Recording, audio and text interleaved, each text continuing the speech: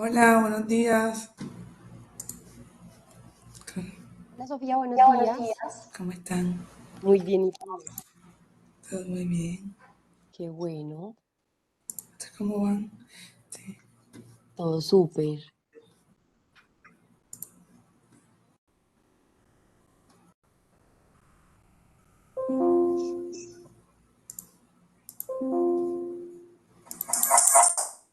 Esperen un segundito.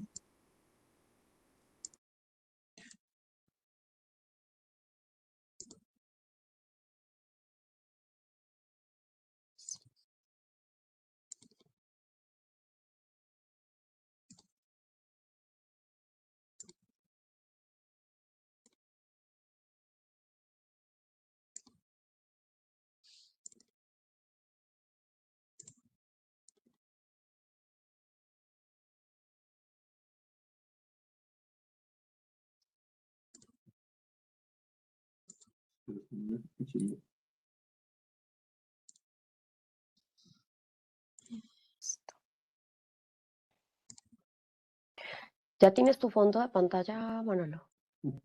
El fondito.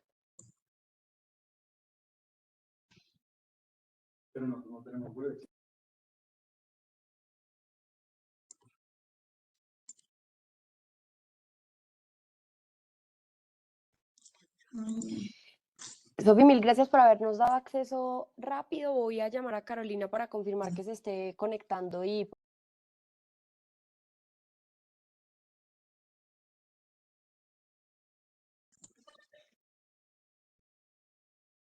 Buenos días para todos. Siendo ya las 8:30 de la mañana y respetando, por supuesto, el tiempo de nuestros líderes y de todos los participantes que nos acompañan la mañana de hoy, damos inicio a nuestro Comité de Derecho Laboral de hoy, 20 de abril. Mi nombre es Sofía Navas, yo soy la directora ejecutiva de AmCham Cartagena y empiezo por saludar a nuestros dos líderes de este comité, la doctora Gledys Vital, socia de Nicolás Pareja y Asociados, y a la doctora Carolina Camacho, socia de la firma Garrigues, quien será la persona que estará dirigiendo la presentación de hoy. Para los que aún no conocen a Carolina, que pues ya han tenido la oportunidad de conectarse a comités anteriores y también la ha presentado, lo vuelvo a hacer porque nos complace mucho tenerla y tener su expertise y su experiencia pues, en estos comités. Es abogada de la Universidad Javeriana, donde también tiene una especialización en Derecho Laboral y de Seguridad Social. Tiene además una maestría en Derecho Empresarial de la Universidad Pompeu Fabra de Barcelona, España. Su práctica profesional en Garrigues se concentra en Derecho Laboral, Derecho Migratorio y Seguridad Social.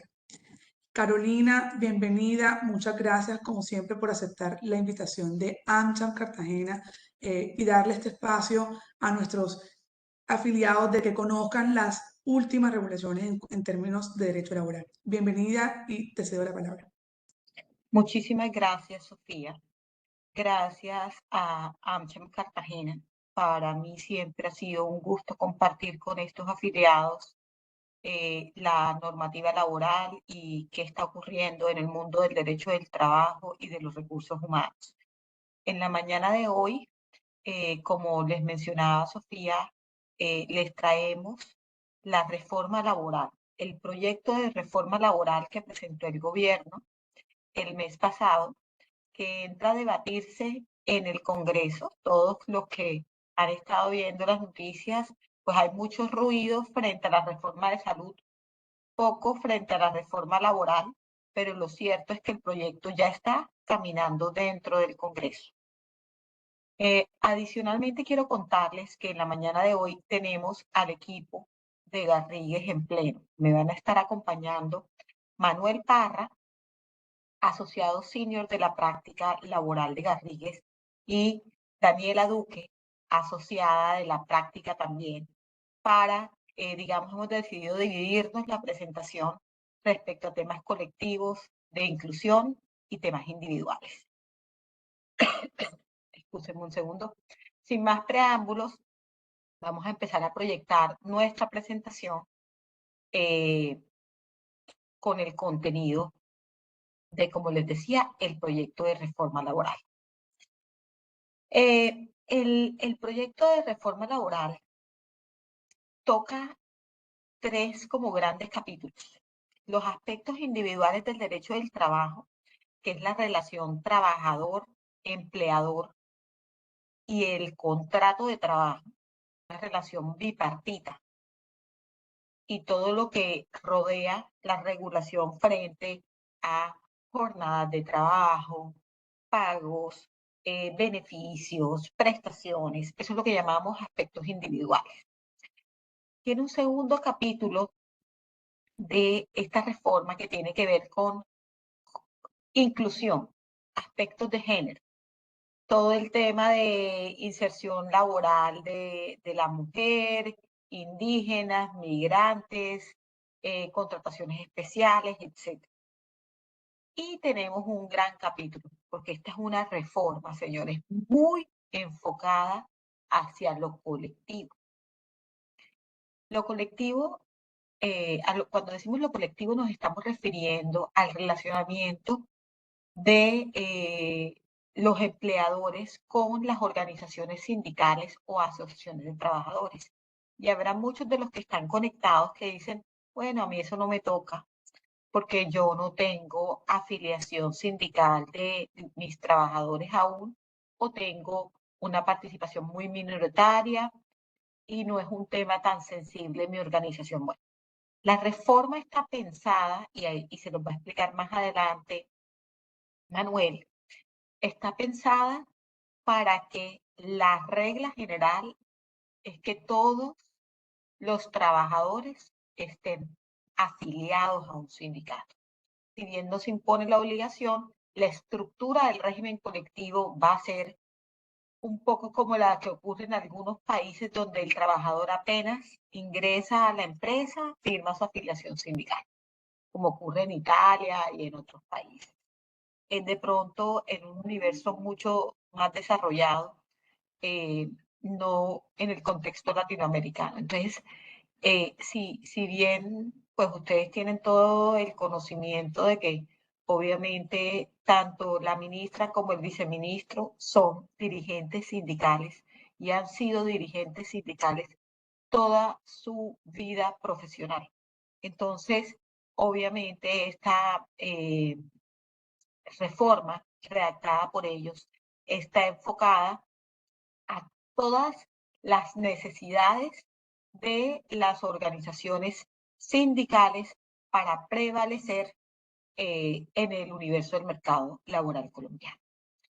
Bueno, entrando ya en materia, la reforma dice el gobierno desarrolla un mandato constitucional que desde el 91 estaba pendiente y era el Estatuto del Trabajo en relación con ciertos principios.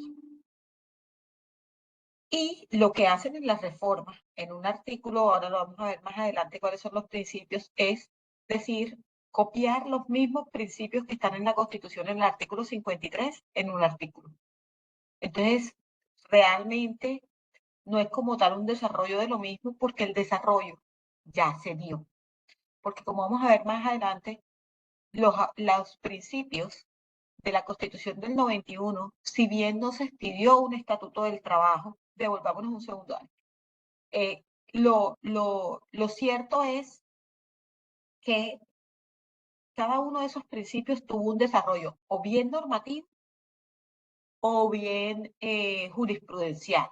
Incluso muchos de esos principios que se mencionan en la Constitución del 91 ya estaban previstos como principios del derecho laboral en el Código Sustantivo del Trabajo.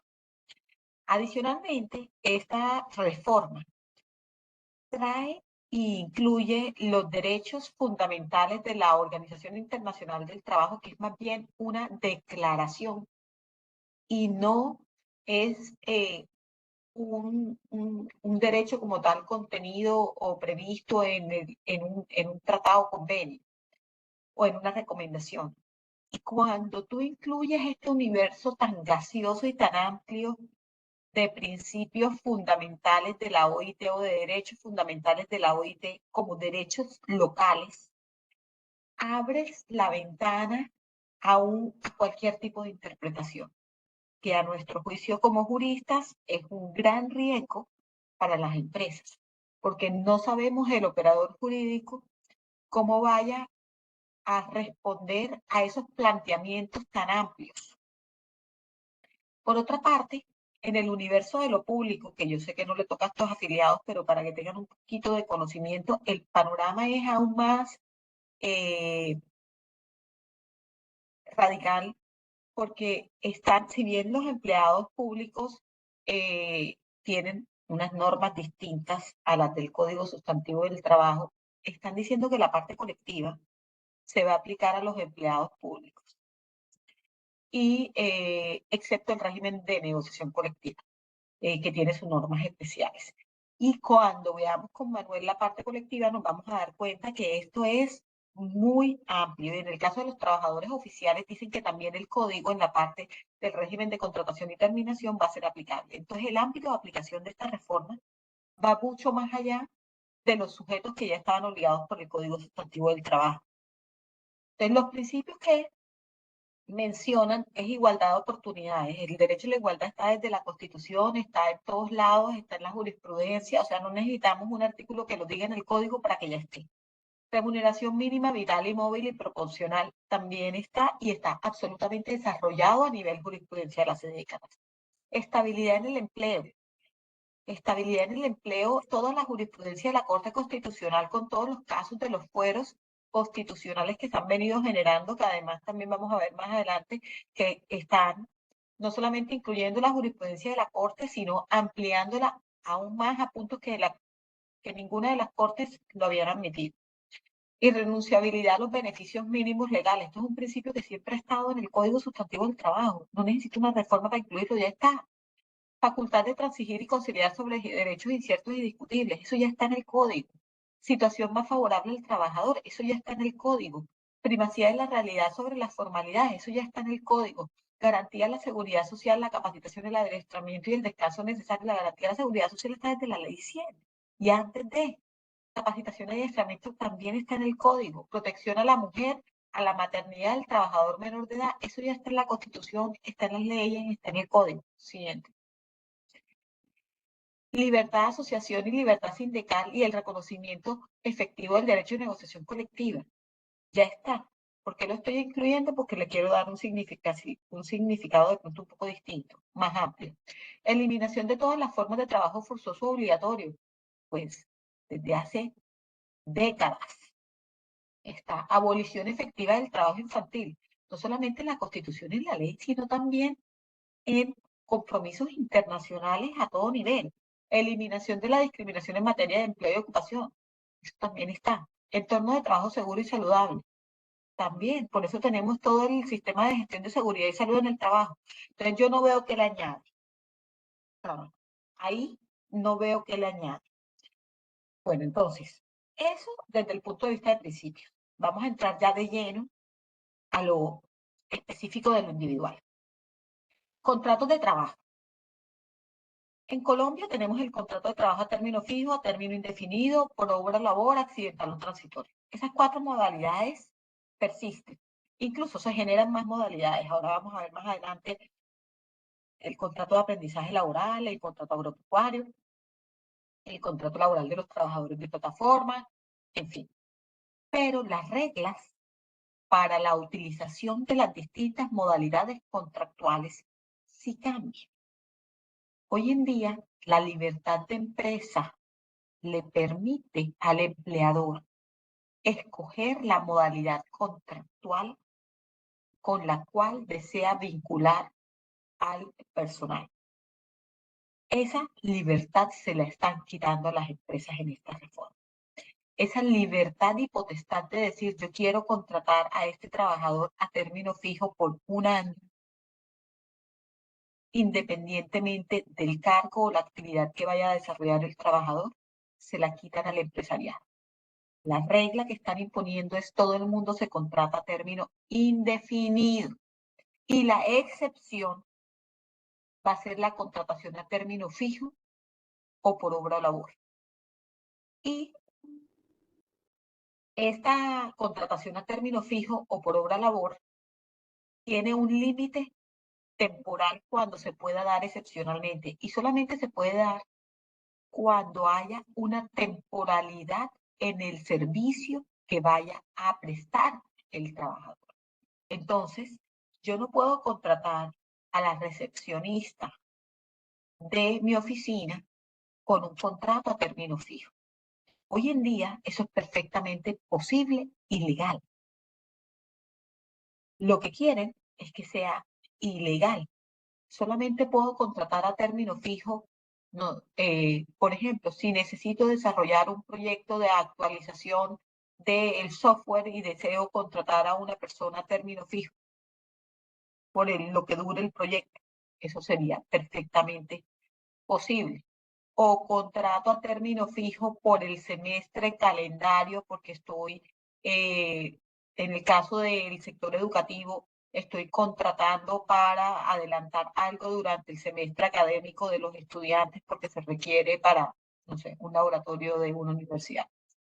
Ese tipo de cosas sí pueden darse a término fijo, pero, o por obra o labor. Pero en el caso del término fijo, me están diciendo que en ningún caso el término fijo puede ser inferior a un mes. Hoy en día yo puedo hacer un término fijo de 15 días, que nadie lo hace porque es demasiado engorroso de pronto y hay informalidad, pero están eliminando esa posibilidad. Todos los contratos a término fijo tienen que tener un término superior a un mes y la temporalidad no puede exceder 2 años. Yo puedo contratar a término fijo 6 meses, prorrogar 6 meses si la actividad temporal se mantiene y así sucesivamente hasta los 2 años. A los 2 años, si persiste la actividad, es indefinido el contrato desde su inicio. Se tiene como indefinido retroactivamente desde su inicio. En el caso por obra o labor, pasa lo mismo. Tengo que contratar por obra o labor únicamente cuando hay detrás una obra o labor específica. Aquí no hay un límite en el tiempo, porque no hay un plazo. La diferencia entre el contrato a término fijo es que está sometido a plazo y el por obra o labor es una condición, que es el completamiento de una obra. Hoy en día ya en el contrato por obra o labor, si yo contrataba a alguien por obra o labor, debía tener subyacente una actividad temporal correspondiente con una obra o labor. Y debía constar el contrato por escrito, tanto en el fijo como en el por obra o labor. Entonces, eso no cambia, los contratos tienen que constar por escrito la indicación precisa y detallada de la obra. Esta era una recomendación que nosotros llevábamos años haciéndole a los clientes y que muchos no cumplen. Entonces, todos esos contratos por obra o labor se van a tener como indefinidos si no están indicando una obra precisa y detallada. Y el incumplimiento de estas formalidades, es decir, que no sea temporal, que no esté sometido a condición, si es por obra o labor, que no esté sometido a plazo, si es término fijo o que se excede el plazo, lo que hace es que se tiene el contrato a término indefinido. Entonces, el universo, como les decía, cambia. Otra de las modalidades contractuales, y esta es nueva, es el contrato de aprendizaje. ¿Y por qué digo nuevo? Porque el contrato de aprendizaje hoy en día tiene una reglamentación no laboral. Se deslaborizó el contrato de aprendizaje. El contrato de aprendizaje hace muchos años era un contrato, una modalidad de contrato de trabajo. Pero cuando se dio todo el régimen de contratas, de cuota de aprendices nuevo, con la ley 789, y esto se hizo también, entre otros, como una medida para la inserción laboral de las personas jóvenes en su momento. Pues lo que están planteando es, si contratas un aprendiz, tiene que ser un contrato de trabajo. ¿Eso qué implica? Que el aprendiz tiene todos los derechos de un trabajador. Cesantías, intereses, prima, auxilio de transporte, dotación, todo. ¿Eso qué hace? Eleva de una manera absolutamente importante el costo de los aprendices. Y además se establece que siempre hay que pagar un salario mínimo como remuneración en el contrato de aprendizaje, independientemente de si es etapa lectiva y etapa práctica. Recuerden que en la etapa lectiva el aprendiz no desarrolla sus conocimientos prácticos, sino que está en la fase teórica y uno da un apoyo de sostenimiento para que la persona estudie. Bueno, ahora el apoyo de sostenimiento va a ser lo mismo, pues va a desaparecer, pero el monto de lo que era antes el apoyo de sostenimiento no va a tener diferenciación entre la etapa lectiva y la etapa práctica. Y hoy en día, el contrato de aprendizaje puede suscribirse tanto para etapa lectiva como para etapa práctica con estudiantes universitarios, con un límite en la cuota, obviamente. Es una cuarta parte de la cuota de aprendices que puede destinarse a estudiantes universitarios. Lo que están diciendo es que solamente en el caso de los estudiantes universitarios se podrá suscribir este contrato de aprendizaje en etapa exclusivamente práctica. Es decir, no podemos apoyar a los individuos si mediante contrato de aprendizaje en etapa lectiva si están estudiando una carrera profesional. Si es técnico o tecnólogo, sí. Otra de las modalidades, otro tema muy importante es que no se modificaron las normas de monetización. Luego va a salir mucho más económico monetizar que contratar, porque cuando monetizo no pago prestaciones sociales, mientras que cuando contrato sí voy a tener que pagar prestaciones sociales. Entonces hay un gran desincentivo por la contratación de aprendices con esta propuesta legislativa, porque si yo soy una empresa y mi presupuesto está tirante como está el de muchas empresas en este universo de incertidumbre mundial, pues lo que hago es monetizar. Siguiente slide se refiere al contrato agropecuario. Esta es otra nueva modalidad que se incluye para actividades agropecuarias en la actividad productiva primaria, sea apicultura, acuicultura, agricultura, pero es todo lo que no tenga proceso de industrialización, empaque, reempaque, comercialización, transporte, todo eso está excluido. Es un contrato para el campo que va a tener una vocación temporal sujeto a la actividad agropecuaria con un límite de 27 semanas. Si excede las 27 semanas la actividad, se tiene como contrato a término indefinido. No aplica para las empresas industrializadas en el agro. Establece una preferencia para ese trabajador que fue vinculado en el contrato agropecuario, por ejemplo, para una determinada cosecha, para que en la siguiente lo vuelvan a contratar. Eso lo veo como una política de pronto que hace que no haya mucha movilidad en la contratación, porque cuando tú estableces esas preferencias, pues es más difícil para los jóvenes entrar al mercado laboral. Se hace la afiliación a seguridad social como trabajo tiempo parcial. Tengo una obligación como empleador de garantizar unas condiciones locativas mínimas cuando el trabajador vive en la finca, campo o lugar donde está desarrollando la actividad agropecuaria. Realmente dicen, esto es llevarle dignidad al campo. Y yo creo que eso creo que no se va a dar. ¿Y por qué? Porque si tú hoy en día uno de los grandes problemas que tenemos es la informalidad en el campo. En el campo, el salario promedio que perciben o los ingresos promedios que perciben están por debajo del salario mínimo. Si tú subes aún más el precio o condiciones aún más la contratación, pues difícilmente. Y aquí viene un punto, y por qué digo subes más el precio. Porque esta con modalidad contractual trae para el tema del pago del salario el jornal agropecuario. En el campo se paga por día. A los escogedores, a los recogedores, a los sembradores, a los fumigadores, les pagan por día. Y ese jornal agropecuario, el planteamiento de esta reforma es que sea equivalente a un día de salario mínimo. Hasta ahí, pues ya tenemos el problema, porque hoy en día es así. Si en el campo están legal, las fincas que están legales están pagando el salario mínimo diario. Pero dicen, no basta con el salario mínimo diario. Hay que pagarle además un 30% de factor prestacional. Y se traen el 30% del factor prestacional del salario integral, que como todos sabemos tiene un factor prestacional mínimo del 30% sobre 10 salarios mínimos, ¿verdad? Este factor prestacional del 30% es muy superior a incluso las prestaciones. ¿Por qué? Porque si miramos, las cesantías cuestan un 8.33% mensual. La prima, lo mismo, vamos en 16. Los intereses de cesantía, un 1%. Vamos en 17. Ok, me estás poniendo un factor prestacional del 30%.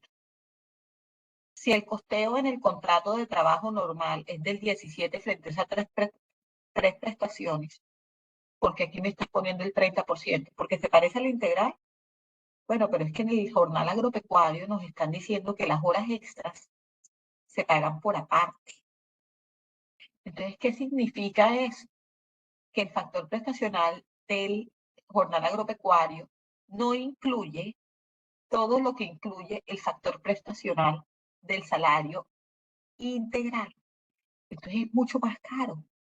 Si hoy en día tenemos problemas para formalizar el campo, pagando el salario mínimo con el 17% de costeo, no me imagino cómo vamos a hacer cuando le subamos 13 puntos. O sea, están encareciendo el valor de día de salario 13% más. Eso es, si le sumamos el incremento de este año, es que está subiendo un 30%. 16 más 13, 29, prácticamente un 30%.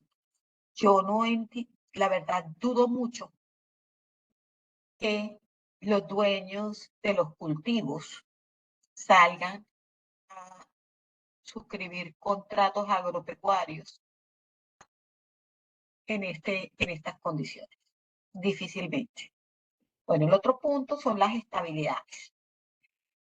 ¿Qué están haciendo? Están incluyendo las estabilidades que ya existían muchas a nivel jurisprudencial y legal, pero más ampliadas. Cuando dicen, a mí me da un poco de risa cuando escucho en los distintos debates que dicen, pero ¿cuál es el problema? Nosotros estamos plasmando lo que dice la jurisprudencia. No, señor, no está plasmando lo que dice la jurisprudencia. Estás yendo mucho más allá de la jurisprudencia. El fuero sindical sí lo están manteniendo tal cual como está hoy. Es lo único porque está en los términos legales. Pero obviamente están ampliando, y se lo va a ampliar más adelante Manuel, el número de sujetos beneficiarios. El fuero de salud. Cualquier limitación que impida o restrinja al trabajador, o sea, la posición de la Corte Constitucional, la más amplia, para que puedan atornillarse en el empleo cualquier trabajador con alguna condición de salud. Y yo digo, ¿quién no tiene una condición de salud? Todos tenemos alguna condición de salud y después de los 40, o sea, la excepción es que no tengas una condición de salud. Personas en situación de discapacidad, no se va a requerir calificación. Algunas va a ser la concepción más amplia, es decir, no están acogiendo la jurisprudencia de la Corte Suprema de Justicia, sino la de la Corte Constitucional, y adicionalmente están estableciendo, acabando como la graduación de leve, moderada y severa frente a la discapacidad. La maternidad la están ampliando, el fuero de maternidad lo están ampliando a 6 meses. Antes había la discusión frente a cuántas semanas había fuero, y durante la lactancia, incluso las altas cortes habían avalado que no existía fuero y no había la presunción de que la terminación era discriminatoria. Cosa distinta si la trabajadora logra configurar eso. Establecen la misma fuero, lo amplían obviamente indirectamente de cara al cónyuge, pareja o compañero, cuando la madre depende económicamente porque no tiene un empleo formal y sea beneficiaria de él en salud. Y en el caso de los fueros de prepensionados, lo amplían muchísimo. ¿Por qué lo amplían? Porque hoy en día la jurisprudencia, incluso de la Corte Constitucional, ha establecido que no existe protección cuando la persona tiene las semanas completas para pensionarse y lo que falta es el cumplimiento de la edad. Y lo que están estableciendo es que va a haber estabilidad reforzada para todos los prepensionados en los 3 años previos al cumplimiento de la edad. Entonces están ampliando eso. Siguiente slide. Bueno, ¿qué establece? Que todos estos trabajadores en esas circunstancias se requiere una autorización judicial o administrativa para terminar el contrato. ¿Qué sabemos por lo que hemos vivido en los últimos 20 años? Que ni las autoridades administrativas ni las judiciales, bueno, las judiciales difícilmente, pero yo diría que tiene uno más chance, pero las administrativas en sede del Ministerio del Trabajo está comprobado el fracaso frente a los procedimientos para obtención de autorización, determinación de personas con estabilidad. Nos dicen pues los funcionarios gubernamentales que están presentando esta propuesta, pero ¿cuál es el problema? Si en muchos países las personas con estabilidad requieren un visto bueno, una autorización previa del Ministerio Inspector de Trabajo o el Work Council o lo que sea como ocurre en los países nórdicos. Sí, señores, pero es que en ese caso tú presentas la documentación y dices, este trabajador con estabilidad incurrió en esta justa causa y te dan la autorización. Aquí en Colombia, tú llevas el video del trabajador con la discapacidad robando, insultando, pegando, haciendo de todo y no te autorizan. Y no te autorizan. Entonces, el hecho de que impongan esta autorización de esta manera tan tajante, lo que nos lleva es que nadie va a querer contratar a esas personas. Y la discriminación va a ser mayor, porque lo que va a pasar, por ejemplo, en el caso de los prepensionados, es que no contrato personas que estén dentro de los 5 años anteriores, para no tener el problema, y la persona tiene que salir antes de que llegue a la franja de los 3 años de la empresa, para no tener la estabilidad. Entonces, eso genera una masacre laboral peor de cara a las personas que tienen los requisitos cumplidos y que les faltan más de 5 años para pensionarse. O más de 3 años, perdón, para pensionarse. Las justas causas de terminación las limitan sustancialmente. Ya no voy a poder establecerlas en los reglamentos ni en las políticas de la empresa, solamente en el reglamento, ni en el contrato, perdón, ni en las políticas de la empresa, solamente en el reglamento interno de trabajo, en convenciones colectivas, en fallos arbitrales. Es decir, que nos cambia la redacción o la forma como tenemos que aproximarnos al tema de las justas causas en los reglamentos internos y en los contratos de trabajo. Establecen obligatorio el proceso disciplinario para la terminación del contrato con justa causa, cosa que va en contra de la jurisprudencia, pero ahí sí no dicen que están acatando la jurisprudencia. O sea, definitivamente, para unas cosas sí, para otras cosas no. Estamos viendo que se establecen todos los postulados del debido proceso, eso ya está reconocido, está dicho en la jurisprudencia constitucional. Lo nuevo es que nos quieren meter todo eso de la manera idéntica del proceso disciplinario en el proceso para la terminación del contrato con justa causa. Que hoy en día igual respetamos esos principios, entonces, pero igual, a ver, en este caso yo creo que genera más estabilidad el hecho de que nos incluyan una norma obligándonos a seguir el proceso disciplinario. Siguiente. Se elimina la posibilidad de calificar faltas como graves. Se elimina el contrato de trabajo como fuente de obligaciones y prohibiciones. Se limitan las justas causas al reglamento interno de trabajo. Siguiente. Las indemnizaciones. Aquí hay un cambio, suben dramáticamente. No es, en el caso del contrato a término indefinido, la regla pasa a ser 45-45 independientemente de la antigüedad del trabajador y el rango salarial. En el contrato por obra o labor, en los salarios hasta que se culmine la obra o labor, tal cual como está la regla hoy, pero hoy en día la indemnización mínima es de 15 días, la suben a 45. En el término fijo pasa lo mismo. Pues la indemnización corresponde a los salarios hasta la expiración del plazo pactado. Y la indemnización mínima eran 15 días y la pasan a 45 días. Como ven, en este caso está subiendo más de un 200% las indemnizaciones. Siguiente. Otra de las cosas es que ponen que en el caso de falta de pago a la terminación del contrato de la indemnización por despido o de prestaciones convencionales o extralegales, aplica también indemnización moratoria. Porque cuando uno tiene una discusión frente a si hay justa causa o no, uno dice, bueno, el peor escenario es que me meta el proceso y resulte victorioso y me toca pagarle la indemnización actualizada. Ahora están diciendo que se va a condenar a moratoria, un día de salario por cada día de mora, si no pago la indemnización por despido, y en sede judicial se ordena que no había justa causa para la finalización del contrato.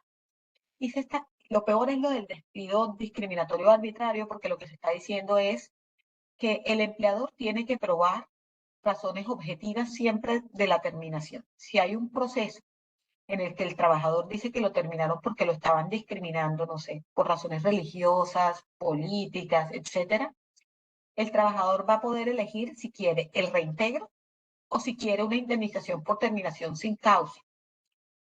¿Qué ocurre? Si yo terminé el contrato de trabajo sin justa causa, lo indemnicé, el trabajador demanda, reclama que fue discriminatorio, el juez considera que sí fue un despido discriminatorio, porque aplica una presunción. Están presumiendo que todo despido es discriminatorio y que el empleador tiene que probar que no lo fue. O sea, están invirtiendo la carga de la prueba. Esto significa que mi modo de ver, va en contra del principio de buena fe y de la presunción de inocencia, porque cuando tú todo proceso lo vas a arrancar de discriminación diciendo que la carga de la prueba es del empleador de probar que no discriminó, es decir, estás partiendo de que todo empleador utiliza o tiene prácticas discriminatorias, lo cual me parece traído de los cabellos. La jornada de trabajo, esto sí, definitivamente estamos volviendo en gran parte a las 789. La jornada diurna desde las 6 de la tarde hasta las 6, desde las 6 de la mañana hasta las 6 de la tarde. Están modificando la jornada variable, repitiendo la 2101, o sea, mínimo 4 horas diarias, máximo 9 horas, no excede de 42 horas semanales, aplica recargo nocturno. Una cosa buena es que están diciendo que la jornada máxima diaria son 8 horas más 2 horas de horas extras, que es la regla que tenemos hoy en día. Y que había una gran discusión de si con la reducción de la jornada de 48 hasta 42, que va a darse paulatinamente desde el 2023 hasta el 2026, se iba a reducir proporcionalmente. Realmente es una reducción no de 40 a 42 horas, sino de 40 horas. Y esto lo están diciendo mal en el Congreso. Estaba oyendo a la doctora Carrascal, María Fernanda Carrascal, explicando esto, diciendo que no, que se estaba reduciendo la jornada a 42 horas, que era lo mismo que estaba en la 2101. Eso no es cierto. ¿Y por qué no es cierto? Porque el proyecto lo que dice es que 2 horas de las 42 horas, 2 horas tengo que dedicarla a actividades recreativas, culturales, deportivas o de capacitación. Si tengo que hacer actividades culturales, de recreación o de capacitación 2 horas, la jornada productiva se reduce a 40. Entonces sí hay un impacto. Además, la ley 2101 había eliminado la jornada de la familia cuando se redujera la jornada de 48 a 42. Y eso lo están reviviendo. Están diciendo que en todo caso se va a tener que dar el Día de la Familia o organizar la jornada familiar, y están eliminando la posibilidad de pedirle a los trabajadores que compensen el tiempo de esa jornada familiar. Y una cosa adicional que sí es gravísima es que están incluyendo la obligación de llevar un registro diario de horas extras y entregarle al trabajador en cada turno las horas extras que trabajó. Y en el evento de una discusión judicial se va a presumir que la estimación de horas extras que presenta el trabajador es cierta, si es que el empleador no presenta la documental pertinente. Siguiente año. En tercerización e intermediación, se está manteniendo la posibilidad de subcontratar, pero con una solidaridad absoluta, independientemente del tipo de actividad. Adicionalmente, en el caso de actividades similares o propias del core business del negocio, se establece igualdad salarial y prestacional en toda la cadena. ¿Eso qué significa? Si yo subcontrato una actividad propia de mi objeto social, de mi core de negocio, tengo que pagar, los trabajadores del contratista van a tener que tener los mismos salarios de los trabajadores de la empresa beneficiaria de los servicios. Esto obviamente acaba con el esquema empresarial colombiano, el tejido empresarial colombiano. ¿Por qué? Porque en Colombia el 99% de las empresas son medianas y pequeñas empresas. Eso significa que estas empresas no tienen la capacidad económica para absorber el costeo laboral que tienen en muchos casos sus clientes, que son las empresas más grandes. Entonces, que es la gran empresa. Entonces, poner igualdad salarial en toda la cadena genera, revienta económicamente a la pequeña y a la mediana empresa, lo que lo aboca a la informalidad o a que desaparezca. Siguiente.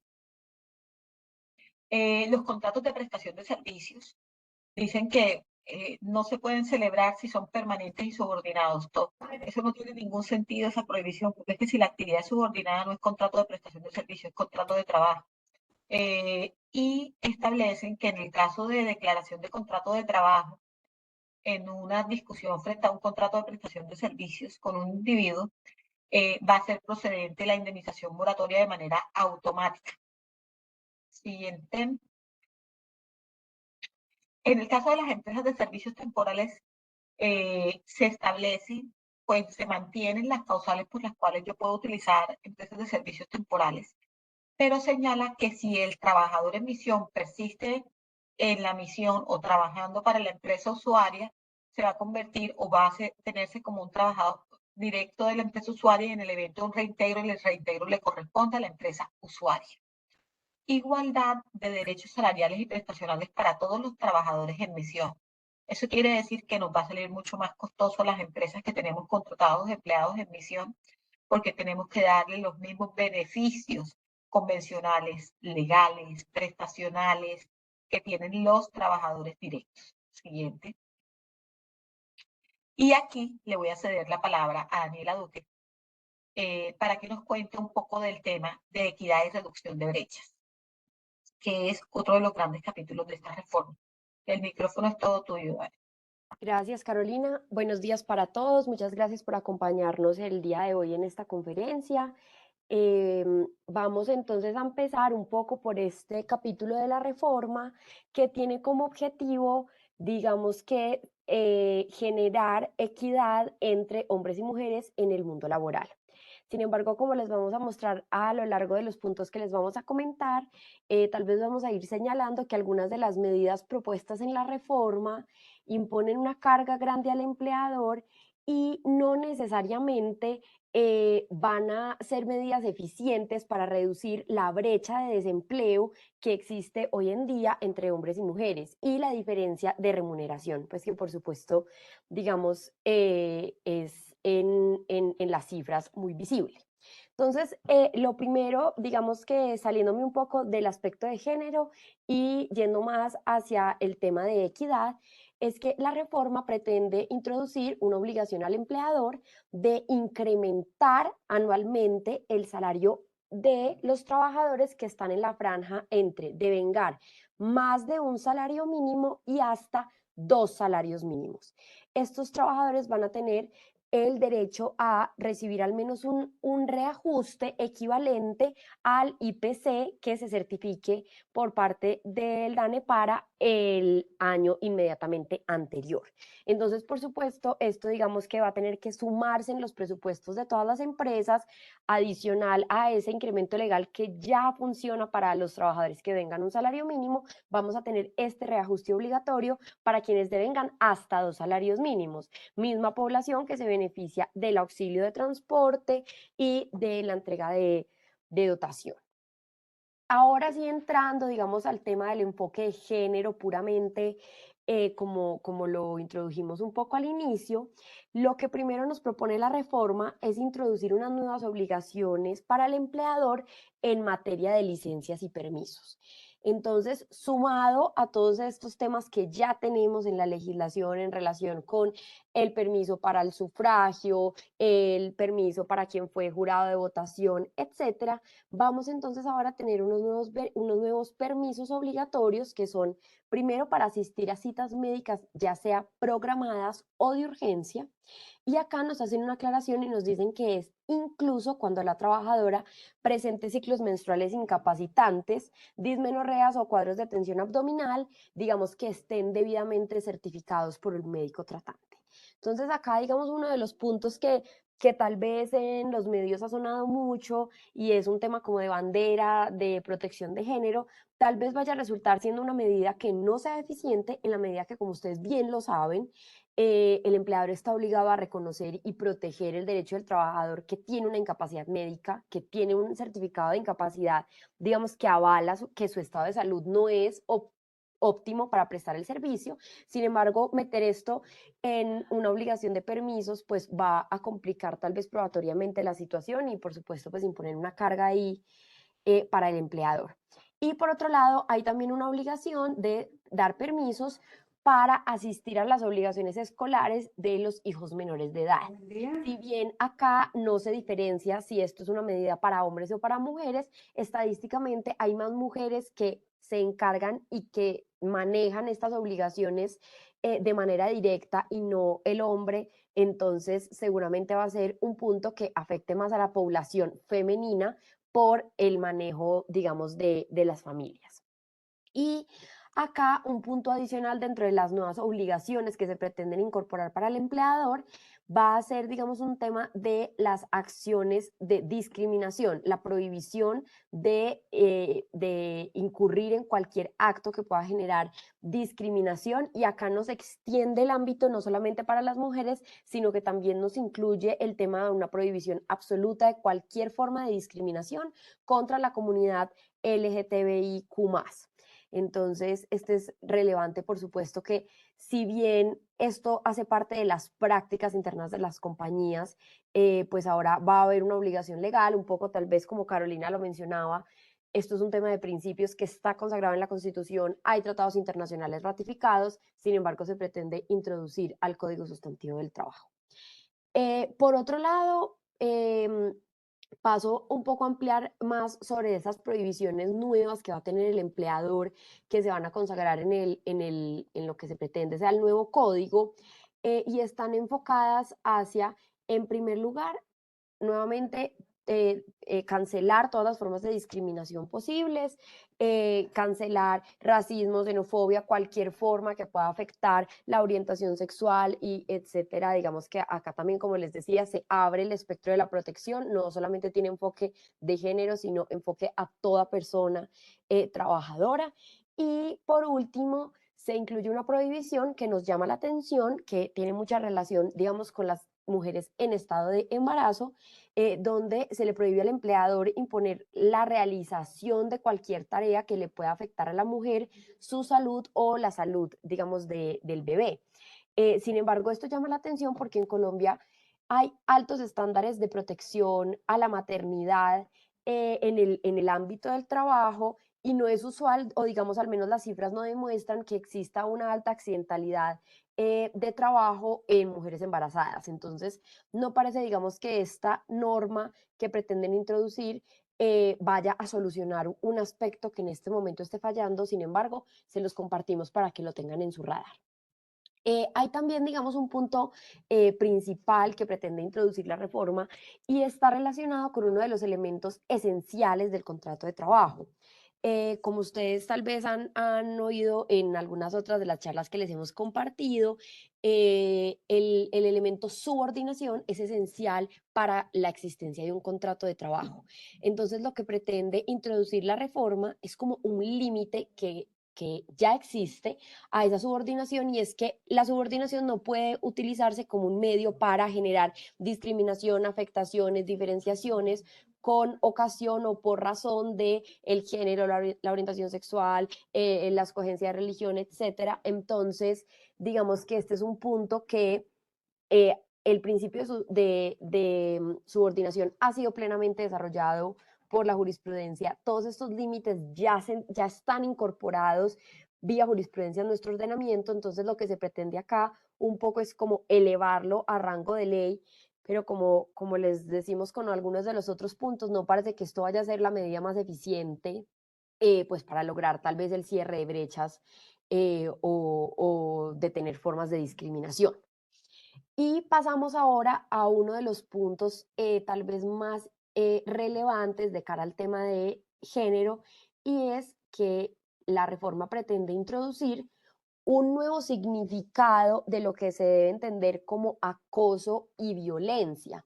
Acá lo primero que debo decirles es que llama la atención que la reforma no tiene como objeto modificar la ley 1010 del 2006, que es la que hoy en día tiene el marco de lo que se entiende como acoso laboral y lo que se desprende de las modalidades, las conductas, las consecuencias tanto para el empleador como para quien incurra en conductas de acoso. Lo que nos propone, digamos, la reforma es introducir una nueva definición donde nos dice que será acoso o violencia, es decir, equipara las dos palabras a, en el mundo del trabajo, el conjunto de comportamientos que amenacen de cualquier manera o pues, tengan como objeto o como consecuencia causar un daño físico, psicológico, sexual o económico en un tercero. Y digamos que si bien acá, como les acabo de mencionar, la definición pretende decirnos que esto va a ser en el mundo del trabajo, dificulta un poco lo que les voy a mencionar a continuación, y es que lo que hace es que luego nos extiende que estas conductas que acabamos de mencionar pueden ocurrir en el espacio público o en el espacio privado, en las instalaciones del lugar de trabajo o fuera de ellas, y nos incluye, por ejemplo, el transporte público. Entonces, un poco tal vez complica extender tanto el significado de lo que se va a entender como acoso y violencia, y además traslapar el alcance de esto fuera de los ojos del empleador, porque nos está poniendo incluso lugares fuera de la compañía donde el empleador no tiene ningún control. Acá otra de las particularidades es que nos menciona de manera específica la reforma que esto se trata de conductas que pueden presentarse una única vez, y ya con una única vez van a poder ser acoso o violencia, que es una de las diferencias principales que podemos identificar cuando revisamos la ley de acoso laboral, que es la 1010, como ya se los mencioné, que sí nos dice que se tiene que tratar de conductas reiteradas, demostrables, y salvo en ocasiones, digamos, muy particulares, una sola conducta puede constituir acoso laboral. Entonces, como les digo, acá parece que va a haber, digamos, que va a sobrevivir la ley 1010 y que va a existir esta nueva normativa, no parece que pretendan modificarla, entonces vamos a tener que tener dos mundos, digamos, de lo que se entiende como acoso y acoso o violencia conforme pues, lo que pretende el proyecto. En este punto es importante decirles, digamos, que el proyecto no incorpora o no pretende, digamos, crear un nuevo comité de convivencia laboral. Digamos, ese no es el enfoque, como se los mencionamos, es la definición de acoso y violencia y extender la existencia de este tipo de conductas fuera incluso de las instalaciones de la compañía o del marco de la relación laboral.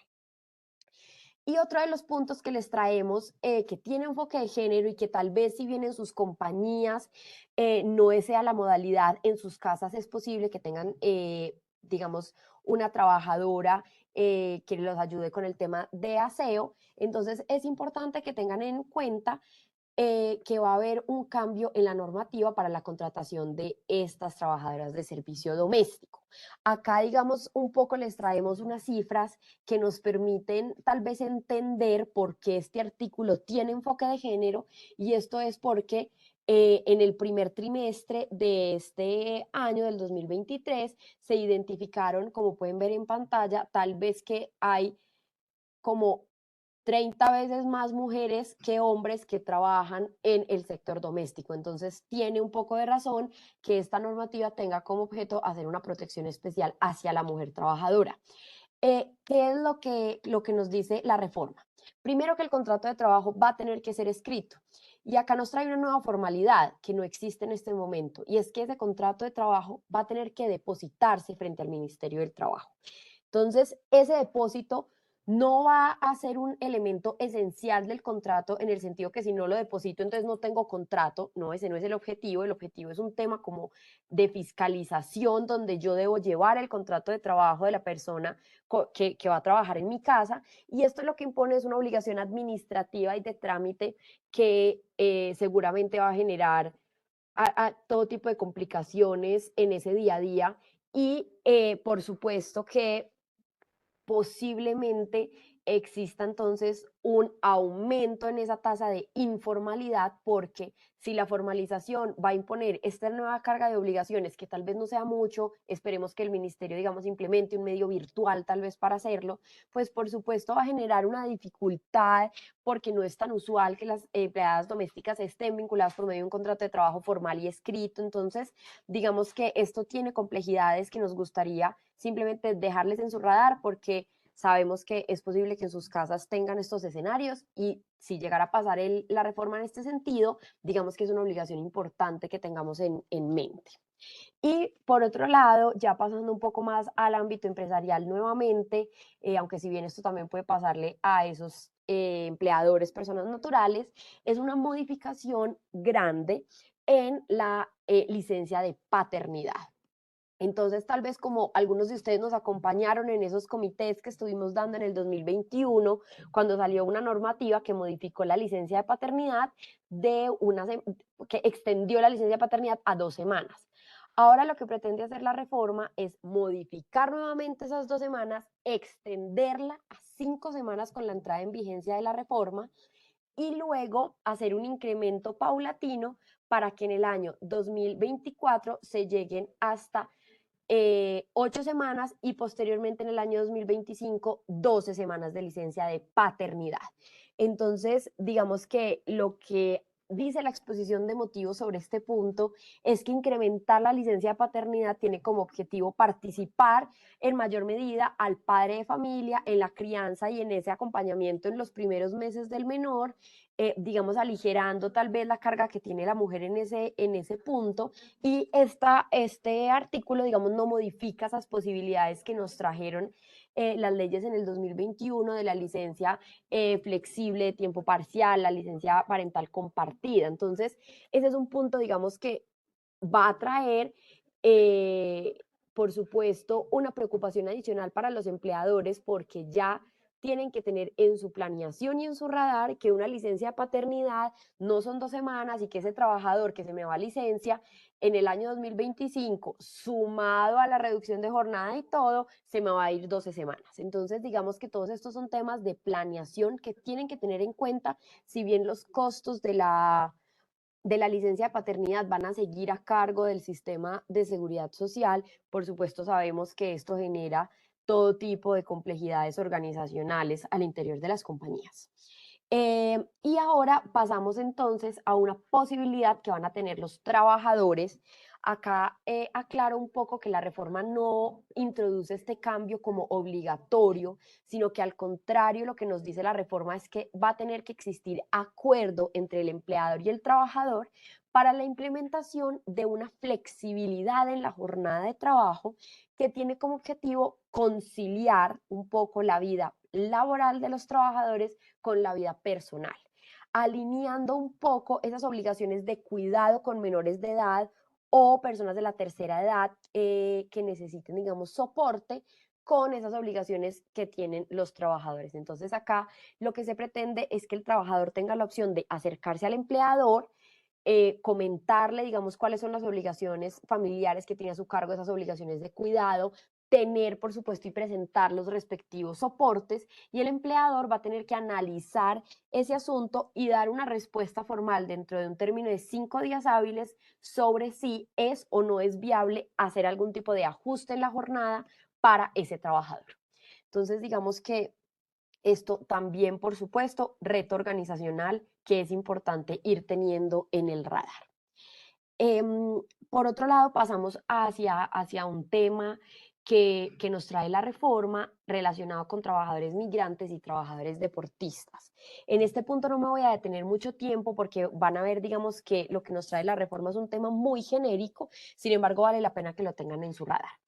Con respecto a los trabajadores migrantes, lo que nos dice la reforma es que el estatus migratorio no va a poder ser, digamos, un obstáculo para la formalización de la relación laboral y que una vez iniciado el contrato de trabajo van a tener que facilitarse todos los medios para asegurar esa regularidad migratoria. Esto llama la atención e internamente haciendo el análisis sobre todo de las cifras de migrantes venezolanos que han entrado a Colombia, podemos un poco ver que tal vez este sea el enfoque de la normativa, puesto que en cifras Colombia es el país que más refugiados venezolanos ha recibido a nivel mundial. Entonces, pareciera que esta medida tiene ese enfoque y, por supuesto, lo que pretende es formalización laboral de estos trabajadores migrantes. Sin embargo, esta ley no está alineada con la normativa migratoria actual y vigente, entonces van seguramente a haber complicaciones en la práctica o será un punto que va a tener que desarrollarse más porque esta medida que nos traen es insuficiente de cara al objetivo que se pretende lograr.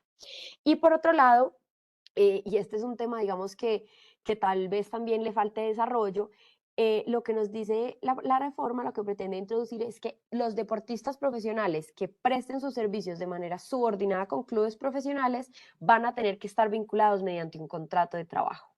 Entonces, esto le va a aplicar a todos los clubes o a aquellos clubes deportivos de fútbol, de tenis, de squash, etcétera, todos los deportes que puedan tener en su radar, que tengan contratados deportistas a nivel profesional y que ejerzan funciones de manera subordinada. Y cerramos, digamos, ese punto ahí, como les dije, es corto y esa medida de migrantes y trabajadores deportistas, digamos que está todavía, digamos, sin desarrollar.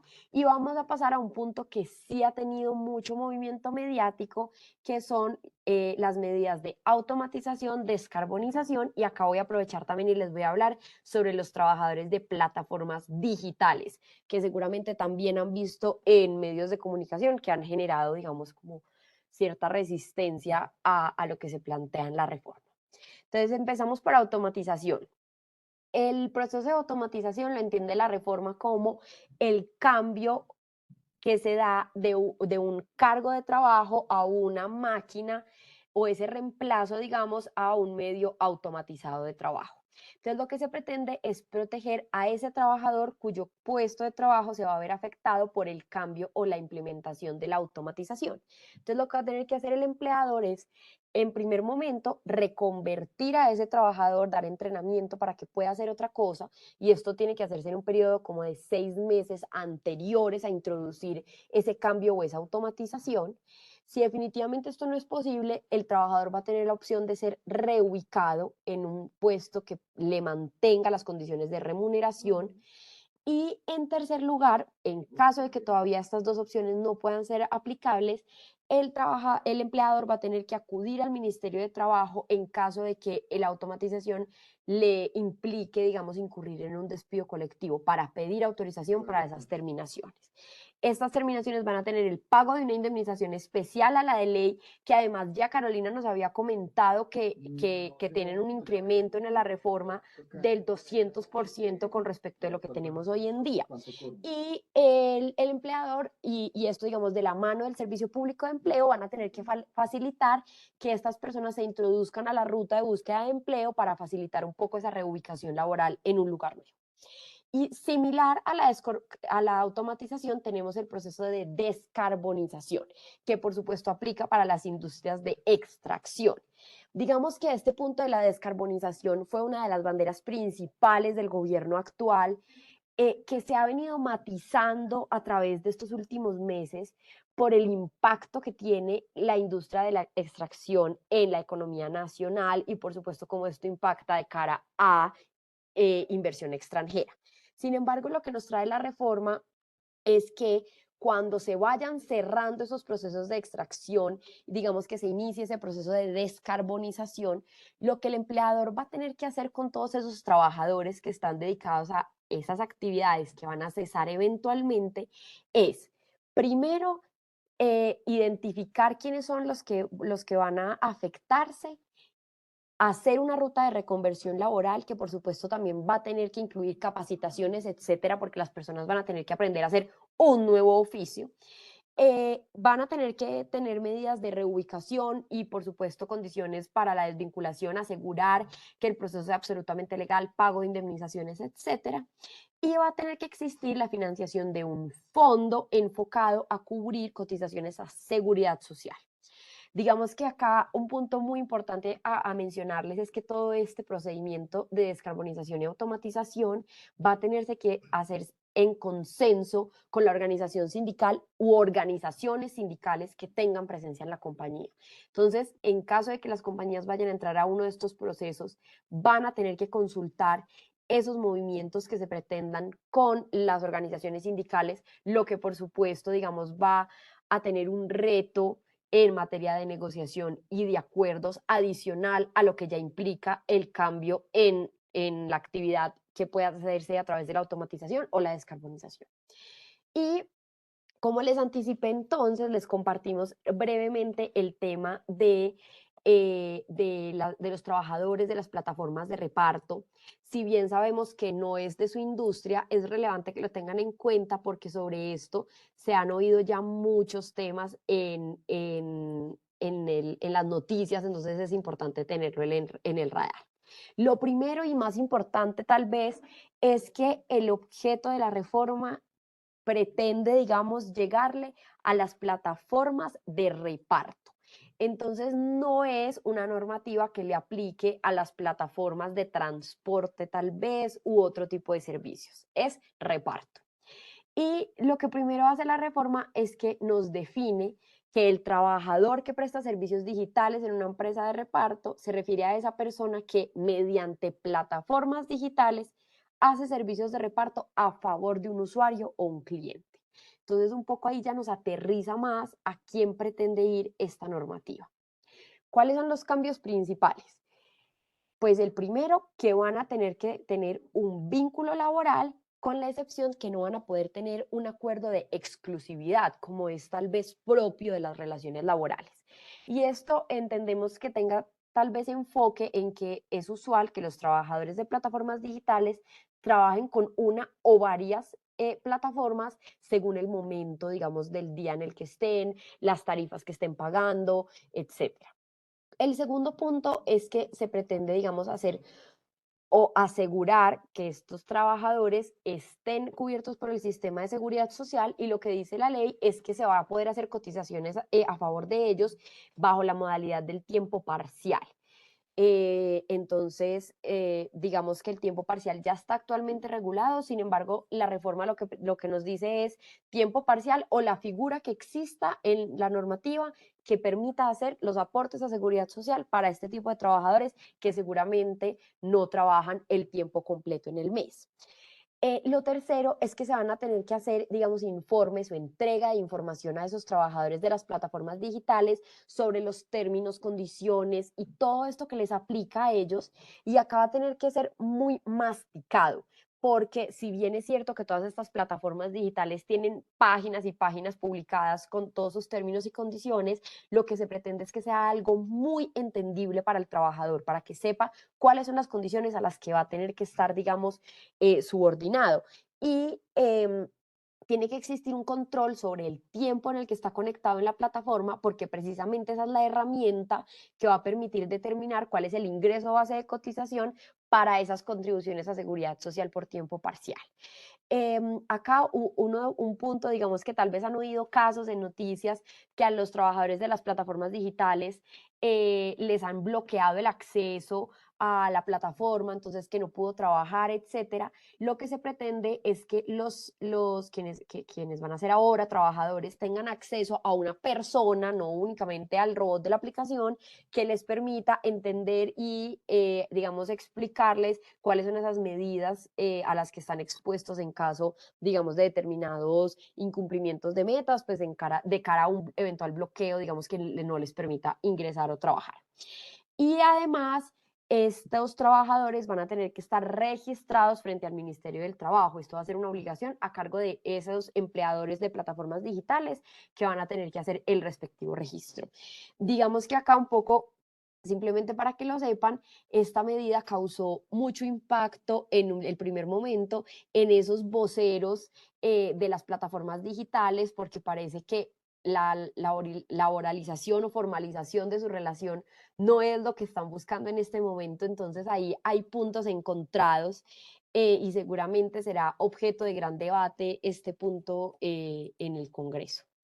Y los dejo entonces ahora con Manuel, que les va a traer el análisis de todos los cambios que se anticipan, digamos, en el tema colectivo.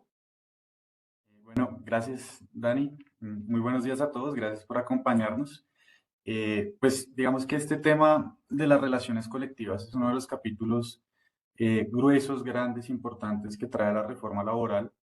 Vamos a intentar, digamos, abarcar la totalidad, digamos, de los aspectos, pero nos vamos a detener en los que consideramos son los más importantes, que para nuestro juicio es los cambios que se vienen en materia de negociación colectiva y las disposiciones nuevas sobre la regulación al derecho a ejercer la huelga. Pero digamos que antes de empezar, para darles un contexto, digamos, importante para entender cuál es la dimensión de estos aspectos y cambios en materia sindical y en materia de relacionamiento colectivo, parten de la base, digamos, que Colombia ha sido objeto de muchas observaciones por parte de la Organización Internacional del Trabajo acerca de los procesos de negociación colectiva, el derecho a asociación sindical y el derecho a ejercer la huelga. Digamos, diciendo que nuestro ordenamiento laboral al respecto, pues está un poco desactualizado, pero que adicionalmente genera unas restricciones que no se ven en otras jurisdicciones. Pero adicionalmente, en el marco de los acuerdos que Colombia ha suscrito en materia, digamos, internacional, por ejemplo, con la OCDE, nosotros hemos adquirido una serie de compromisos para incrementar dos aspectos, digamos. Incrementar, por un lado, la tasa de sindicalización, pues porque nosotros tenemos en Colombia una tasa de sindicalización que oscila entre el 4 y el 7%, que frente a los estándares de los países OCDE es muy baja, mientras que en materia de negociación colectiva nosotros, como vamos a ver más adelante, tenemos una estructura de negociación muy asimétrica. Entonces la idea es cumplir con estos dos requisitos y por eso se propone un capítulo muy grande. Pero bueno, ya para iniciar, lo primero que hay que decir es que el proyecto de ley establece, digamos, un cambio en el paradigma de cómo se deben entender las garantías sindicales y el capítulo colectivo del Código Sustantivo. ¿Por qué? Porque nosotros en Colombia, digamos, y así ha sido desde la expedición del Código Sustantivo del Trabajo hace más de 60 años, que las relaciones sindicales se desarrollan entre empleadores y trabajadores subordinados que están organizados en un sindicato. Sin embargo, esta reforma lo que plantea es que las garantías sindicales y los aspectos colectivos de la regulación laboral se van a aplicar también a trabajadores independientes sin importar cuál es su condición contractual. Es decir, salimos de un esquema sindical atado al contrato de trabajo para pasar a un esquema sindical que va a poder aglutinar y organizar trabajadores alrededor, digamos, de otras figuras, como los contratistas independientes, los trabajadores por cuenta propia, etc. Un segundo, digamos, aspecto de las garantías sindicales está referido a los permisos sindicales. Y acá, digamos, si alguno de ustedes ha tenido procesos de negociación colectiva, conocen que uno de los aspectos principales que se negocia con los sindicatos en estos procesos de negociación son los permisos sindicales. ¿Por qué? Porque si bien nuestro código sustantivo hoy trae la obligación de permitir el ejercicio, digamos, de actividades sindicales a través de lo que hoy conocemos como permisos sindicales, lo cierto es que la regulación de los mismos, el número de horas que se da, la razonabilidad, necesidad, etcétera, con el que se conceden, o incluso el número de permisos mensuales que uno puede acordar, realmente hace parte de los procesos de negociación. Y acá lo que nos están planteando un poco es que los permisos sindicales salen de ese ámbito de autorregulación de las partes para establecerlo en la ley. Y nos trae básicamente tres criterios sobre los permisos sindicales. El primero es que debe haber un permiso mensual para los miembros de las juntas directivas de los sindicatos para que puedan realizar sus reuniones ordinarias de junta directiva. Y nos trae un permiso sindical semestral para todos los afiliados al sindicato. Ese permiso va a tener una duración de 2 horas para que puedan atender a las asambleas generales del sindicato. Vamos, son permisos que no estaban contemplados en la ley, que como les digo, se negocian en los escenarios de la negociación colectiva, pero que no estaban, digamos, de forma obligatoria establecidos en el código. Pero sumado a eso, trae digamos, un aspecto muy particular y es la imposibilidad de negar permisos sindicales. Digamos que hoy en la legislación, tal y como está en Colombia, no existen, digamos, causales o casos en los que el empleador válidamente pueda negar permisos sindicales. Pero el desarrollo, digamos, jurisprudencial y de la negociación colectiva ha llevado a establecer una serie de criterios, y es que si esos permisos sindicales generan una afectación o no parten del principio de necesidad, de razonabilidad y proporcionalidad, pues válidamente sobre un marco objetivo yo como empleador puedo negar esos permisos sindicales. Sin embargo, esto es un cambio porque la regla entonces va a ser la imposibilidad de negar permisos sindicales, y como vamos a ver ahorita más adelante, el negar permisos sindicales va a constituir por expresa disposición legal una conducta antisindical. De otra parte, nos establece un tema relacionado con reuniones semestrales con la dirección de la empresa, es decir, generar espacios de interacción y diálogo entre las empresas y las organizaciones sindicales o sus directivos, más bien, para efectos, digamos, de establecer canales de comunicación más efectivos. Sin embargo, y acá vuelvo y digamos, insisto un poco que esta es una de los debates también más álgidos en los procesos de negociación colectiva, porque la naturaleza de esos espacios de discusión nunca ha sido clara. ¿En qué sentido? En que si nosotros establecemos lugares de reuniones o mecanismos de comunicación entre los directivos sindicales y los directivos de la compañía, ¿cuál va a ser la naturaleza de las conversaciones que se lleven allá? ¿Va a ser un tema decisorio, simplemente de concertación, informativo? Habrá que ver cuál es el desarrollo de esto, porque lo que no se debe promover, digamos, o lo que no debería suceder en el marco de la libertad de empresa, es que estos escenarios se conviertan en lugares de coadministración de las empresas, porque eso sí, digamos, nos pone en un escenario muy complicado de la administración de las relaciones laborales. De otra parte, está la obligación de permitir el acceso a los lugares de trabajo para las organizaciones sindicales más representativas al interior de la empresa. Y este tema tiene, digamos, dos aspectos fundamentales. El primero, de por sí, es el acceso al lugar de trabajo. Y digamos que esto tiene una afectación particular en aquellas empresas que tienen restricciones en ciertos lugares para el acceso de las personas, no solo sindicalizadas, sino en general para todos los individuos, ya sea por temas de seguridad y salud en el trabajo, porque es un lugar riesgoso, o porque simplemente hay normas específicas que prohíben el ingreso de personal no autorizado a ciertos lugares de trabajo. Esta es una discusión que, si alguna vez ustedes la han visto, es muy sensible en los bancos. O sea, ¿cómo es posible que los dirigentes sindicales puedan entrar a las bóvedas de los bancos, puedan entrar a mesas de dinero donde el acceso a las personas está restringido? Entonces acá, digamos, va a haber una discusión sobre cómo va a funcionar eso. Pero el segundo aspecto relevante, y esto es muy importante ahorita para que miremos la concepción de la negociación colectiva, es que volvemos a hablar de organizaciones sindicales más representativas. Y esto tiene que ver mucho con que en Colombia, a partir de, pues digamos que entre el año 2000 y el año 2008, perdón, la Corte Constitucional declaró inexequibles las reglas y normas que teníamos nosotros sobre representatividad sindical, lo que generó lo que hoy conocemos como la atomización del sindicalismo, y es la creación de muchos sindicatos minoritarios, todos con la misma capacidad de representar a sus afiliados y todos con el derecho de negociar colectivamente. Entonces acá un poco empieza esta reforma a retrotraer eso, porque como vamos a ver en el espectro de la negociación colectiva, vamos a necesitar reglas claras sobre la representación sindical. Hay un tema también derivado o relacionado con el acceso a la información, y es que las organizaciones sindicales más representativas nuevamente van a poder solicitar información muy sensible de las empresas para efectos, digamos, de pensar en la negociación colectiva. Y sensible me refiero a temas como, y está expresamente en el proyecto de ley, estados financieros de la compañía, listados de trabajadores con nombre, cédula, o sea, datos personales, que en principio no deberían tratarse de esta forma. Adicionalmente, información sobre personal incapacitado o en estado de discapacidad, ausentismos, etc.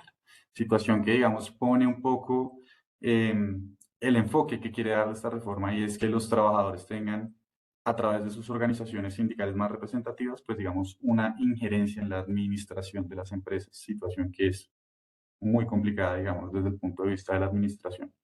Y por último, el acceso a medios de comunicación, es decir, que esto también un poco como siempre hemos visto en las negociaciones colectivas que nos piden una cartelera para poner la información sindical, etcétera, pues obviamente hoy en estos escenarios con las tecnologías de la información, básicamente lo que se busca es establecer lugares específicos en la intranet o en la página de internet de las compañías para efectos de establecer lugares donde ellos puedan colgar su información, establecer información sindical y demás.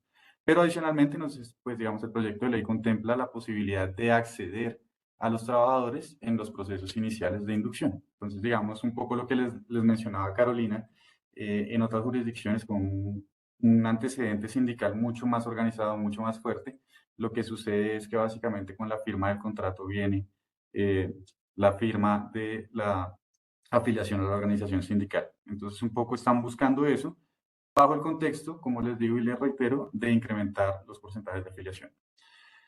Conductas sindicales, digamos que esto ya estaba regulado, lo que se hace es ampliar el listado de conductas antisindicales, entonces acá vamos a tener la creación de sindicatos controlados por el empleador, actos para evitar la afiliación sindical, desmejorar las condiciones de los trabajadores sindicalizados, negarse injustificadamente a negociar pliegos de peticiones, tener actitudes retaliatorias con trabajadores que declaren en procesos administrativos, judiciales o de cualquier otra índole, perturbar las reuniones de las organizaciones sindicales, aplicar el artículo 140, esto es relevar al trabajador del servicio mientras se mantiene el pago del salario cuando se trate de directivos sindicales para evitar que ellos tengan contactos con otros trabajadores, establecer normas especiales o diferenciadas en materia de salarios o beneficios a favor de trabajadores no sindicalizados, y esto, como vamos a ver, se conecta con la prohibición de los pactos colectivos, negar permisos sindicales, no entregar información no confidencial a las organizaciones sindicales, reducciones de personal, reestructuraciones o subcontratación de servicios que tengan finalidades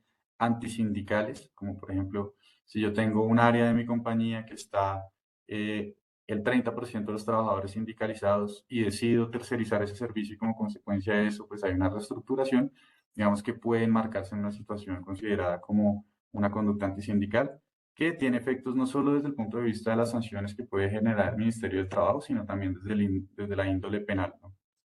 Y despedir a quienes participen en huelgas o medidas legítimas de acción sindical. Y ese término de medidas legítimas de acción sindical es un término muy complejo, porque hoy en Colombia la única medida de acción sindical de presión es la huelga que se desarrolla en el proceso de negociación colectiva. En Colombia no hay otro tipo de huelga que esté regulado. Sin embargo, todos conocemos que hay ciertas situaciones que son vías de hecho, como los bloqueos, por ejemplo, el cierre de los accesos a las empresas, lo que también hemos conocido como la operación Tortuga, operación Reglamento, el negarse a trabajar horas extras, digamos, todas estas son vías de hecho que no están legalmente protegidas, pero que con este tipo de expresiones de medidas legítimas de acción sindical se nos amplía todo ese escenario, digamos, el espectro, donde no vamos a poder iniciar procesos disciplinarios o terminar contratos cuando se presenten estas vías de hecho. Siguiente, Daniel.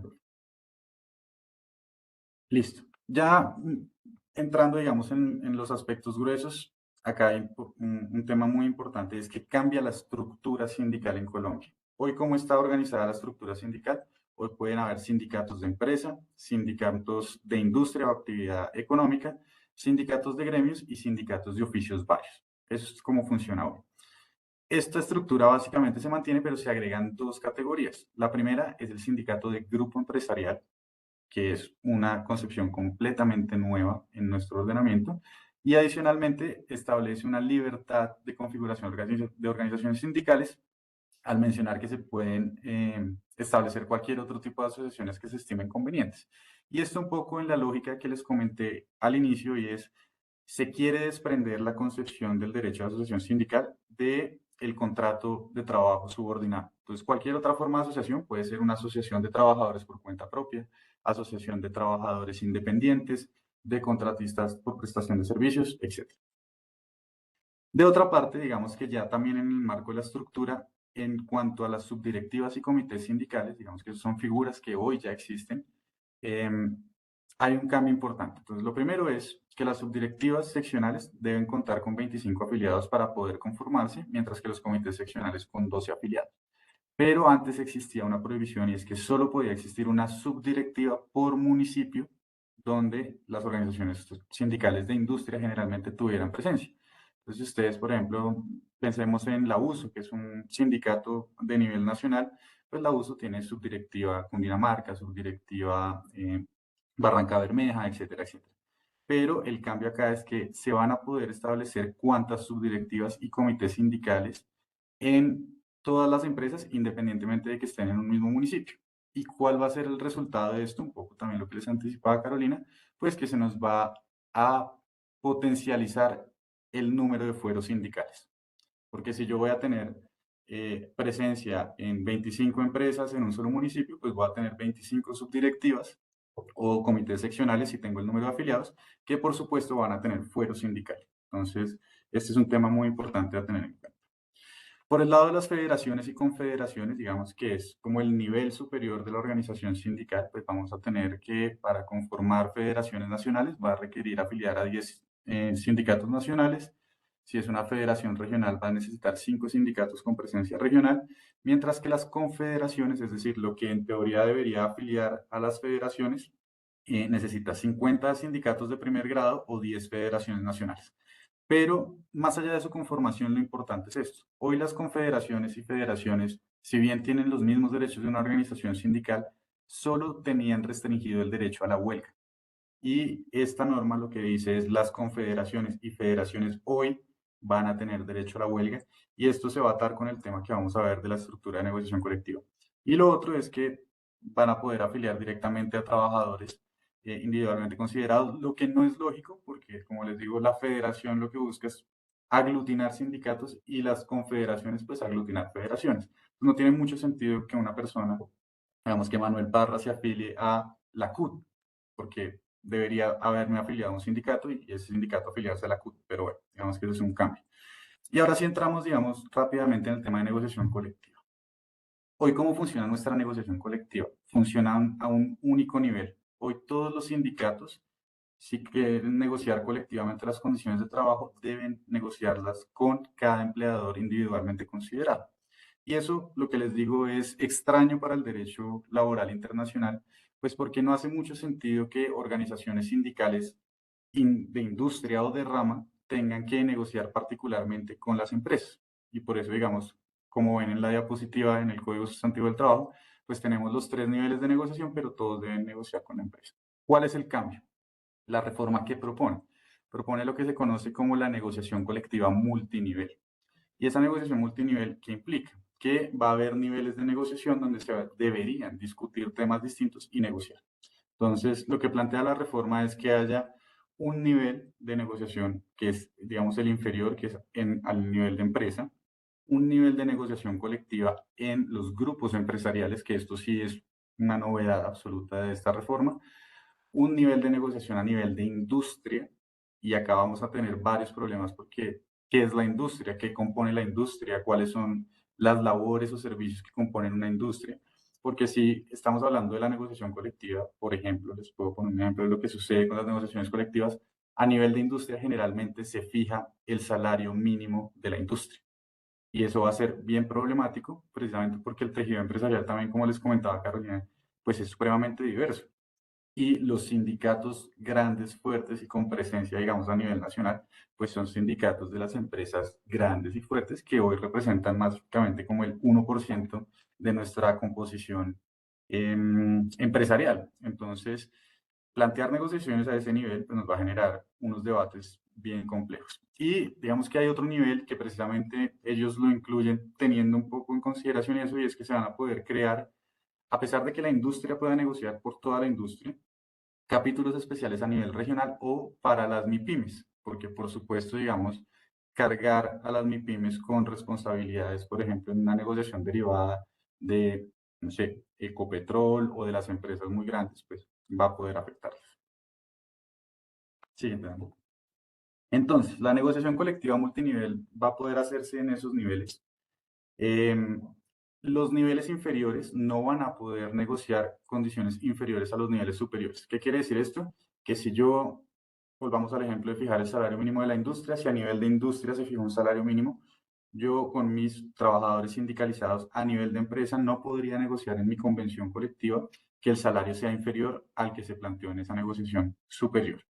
Está el tema de los capítulos especiales y un tema muy importante, y es que los trabajadores de los contratistas, así como los trabajadores en misión de las empresas de servicios temporales, van a tener una capacidad de negociar, digamos, no a dos niveles, sino en dos sentidos, con sus empleadores, es decir, con la empresa contratista o la empresa de servicios temporales, o con la empresa beneficiaria del servicio.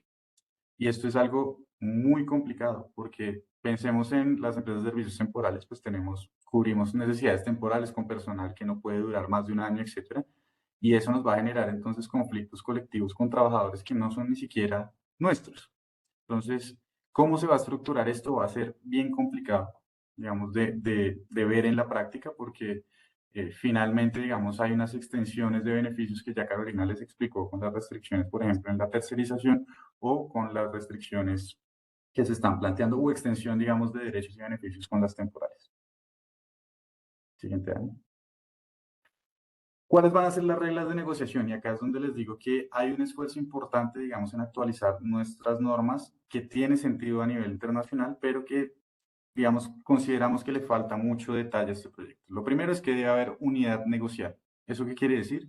Que a pesar de que existan muchos sindicatos al interior de una empresa, y precisamente pensando en estos niveles de negociación más arriba de gremio, de industria, etcétera, pues debe haber una unidad negocial, un único pliego de peticiones, una única comisión negociadora, una única mesa de negociación y una sola convención colectiva. Esto, digamos, resuelve muchos de los problemas que nos han venido aquejando desde que se declararon inconstitucionales las normas de representatividad sindical, porque hoy lo que tenemos son 50 negociaciones atomizadas con 25 sindicatos, con 30 sindicatos, pero todos son multiafiliados y finalmente el conflicto colectivo se mantiene siempre al interior de las compañías. Poco lo que busca esto es restringir esa situación, pero habrá que ver cómo se va a plantear desde el punto de vista constitucional, precisamente porque viene el proceso de representatividad sindical y es que las mesas tienen que estar, o las comisiones negociadoras tienen que estar conformadas por 10 trabajadores sindicalizados a nivel de empresa o 15 asociaciones o 15 trabajadores a niveles superiores, es decir, gremio e industria, que debe haber un acuerdo entre las organizaciones sindicales en todos los niveles para conformar esa comisión y si no, esa comisión se va a conformar de forma proporcional. Y eso, pues, digamos, va a ser muy complicado porque precisamente la declaratoria de inconstitucionalidad de esas reglas era que esa proporcionalidad por el número de afiliados violaba el derecho de negociación colectiva de los sindicatos minoritarios porque nunca van a quedar representados en esas comisiones. Pero eso será, digamos, una discusión que habrá que afrontar. Por el otro lado está la representatividad de los empleadores y esto es un tema que tiene mucho de largo y de ancho porque nosotros en Colombia, por nuestro esquema de negociación, nunca hemos pensado o considerado cuáles son las instancias de representación de los empleadores. Lo que dice la reforma es que en los niveles superiores al nivel de empresa o negociación de empresa, pues las empresas van a tener que ponerse de acuerdo para determinar quiénes van a ser sus negociadores y si no hay acuerdo, pues van a estar conformadas por las empresas o por los representantes de las empresas más, valga la redundancia, más representativas del sector. Y el término más representativas, ¿qué puede significar? No lo dice la reforma, pero podemos estar pensando en muchos criterios. Más representativas en lo que aportan al Producto Interno Bruto, más representativas en cuanto al número de trabajadores contratados, más representativas en cuanto al número de servicios que prestan en determinada industria. Es algo que todavía no está en discusión, que todavía, digamos, no está claro, que va a haber muchas discusiones y va a haber muchos problemas de conformar estas comisiones negociadoras por parte de los empleadores, pero es un debate al que vamos a tener que estar enfrentándonos dentro de muy poco, tanto las agremiaciones de empleadores como las empresas, digamos, individualmente considerar de cómo van a lograr representarse en esas instancias de negociación. Y por último nos trae un tema de transición y es que para iniciar estos procesos de unificación de las convenciones colectivas va a haber un periodo de 2 años en el cual las empresas y los sindicatos con diferentes convenciones van a tener que hacer una primera negociación, esta va a ser nuestra primera negociación para unificar las convenciones colectivas vigentes en una sola. Y si ese acuerdo no se logra, lo que se va a hacer es tomar la convención colectiva con la mayor vigencia y pegarle todas las demás convenciones. Es decir, vamos a tener un escenario de una super convención colectiva con el fin de unificar estos procesos de negociación. Bueno, y otro cambio importante es esas convenciones colectivas que van a regular. Hoy en Colombia las convenciones colectivas únicamente pueden regular las condiciones de trabajo del personal sindicalizado a quien aplica. Sin embargo, nos cambian la definición y lo que vamos a regular es las condiciones de trabajo y empleo, así como regular las relaciones recíprocas. Y esto, si bien es una ampliación de lo que se va a poder negociar, pues tiene sentido desde el punto de vista que finalmente la negociación multinivel, pues debería negociar aspectos muy macros que tengan en cuenta el empleo, las estadísticas de productividad, etc. La extensión de la convención colectiva se va a hacer efectiva cuando los sindicatos agrupen a una quinta parte de los trabajadores.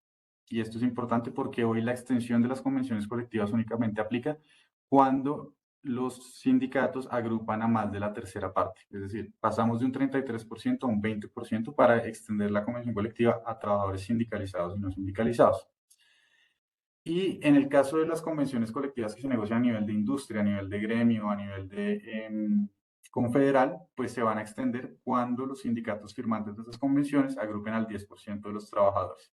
Y acá el término trabajador es muy amplio, porque volvemos, digamos, a que esto ya, como se sale de la estructura empresa-sindicato, pues, ¿qué van a hacer los trabajadores de la industria? ¿Cuáles son los trabajadores? Los subordinados, los independientes, contratistas, habrá que ver cómo se desarrolla eso. Y por último, no se van a poder modificar las convenciones colectivas a través de acuerdos individuales, plurales o grupales. Y esto es una restricción bien importante porque muchas veces por situaciones particulares económicas o por cambio en, digamos, en la estructura de negocio o en la cultura de la empresa, pues a veces se entraban en negociaciones individuales o grupales con grupos de trabajadores para efectos de, por ejemplo, dejar de aplicar un beneficio convencional. ¿Por qué? Porque ponía en riesgo la estabilidad de la empresa, etc. Hoy esas negociaciones van a ser ineficaces. Esto, pues, se ata, digamos, un poco a lo que ya les había comentado y anticipado, y es que se van a prohibir en Colombia los pactos colectivos. Esta forma de relacionamiento y de negociación colectiva entre empleadores y trabajadores no sindicalizados. Se prohíbe y esos pactos colectivos que hoy están vigentes van a mantener su vigencia y una vez que culmine su vigencia, los beneficios del pacto colectivo se van a incluir en los contratos de trabajo de los trabajadores no sindicalizados que se beneficiaban de ello. Y lo mismo va a suceder con los contratos sindicales. Esto es un tema muy, digamos, más cercano al sector salud o al sector de infraestructura, donde empresas contrataban a sindicatos para que el sindicato prestara el servicio a través de sus afiliados. Digamos, es un tema muy particular. También se van a prohibir, digamos, porque está entendido como una forma de tercerización que no gusta, digamos, desde el punto de vista también internacional. Y por último, digamos, está el tema de la huelga. Hoy, ¿cómo funciona la huelga? Se presenta un pliego de peticiones, hay 5 días para sentarse con el sindicato a negociar, esas negociaciones duran 20 días, las conversaciones iniciales, prorrogables por otros 20.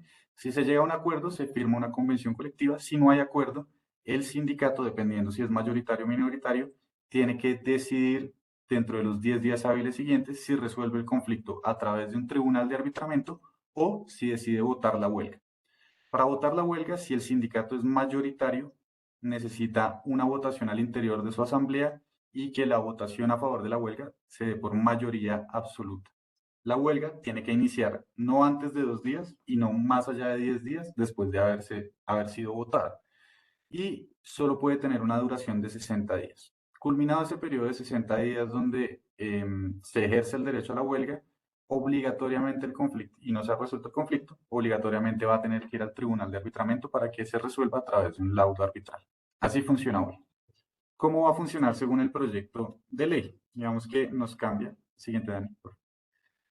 Se presenta el pliego de peticiones, vamos a tener los mismos 5 días para sentarnos a negociar, 20 días prorrogables por otros 20 para las conversaciones iniciales. Si se llega a un acuerdo, convención colectiva. Si no se llega a un acuerdo, el sindicato, si es mayoritario en su asamblea, si no es mayoritario, tiene que recurrir a todos los trabajadores de la empresa, sindicalizados y no sindicalizados, para decidir cómo va a resolver el conflicto. Pero acá viene el primer cambio. Ya no lo tienen que decidir dentro de los 10 días siguientes a finalizadas las conversaciones, sino dentro de los 20 días siguientes. Es decir, se nos alarga el conflicto y recordemos que cuando hay conflictos colectivos no solo está el fuero sindical, sino el fuero circunstancial que me impide a mí despedir trabajadores sindicalizados cuando existe un proceso de negociación colectiva o un conflicto colectivo.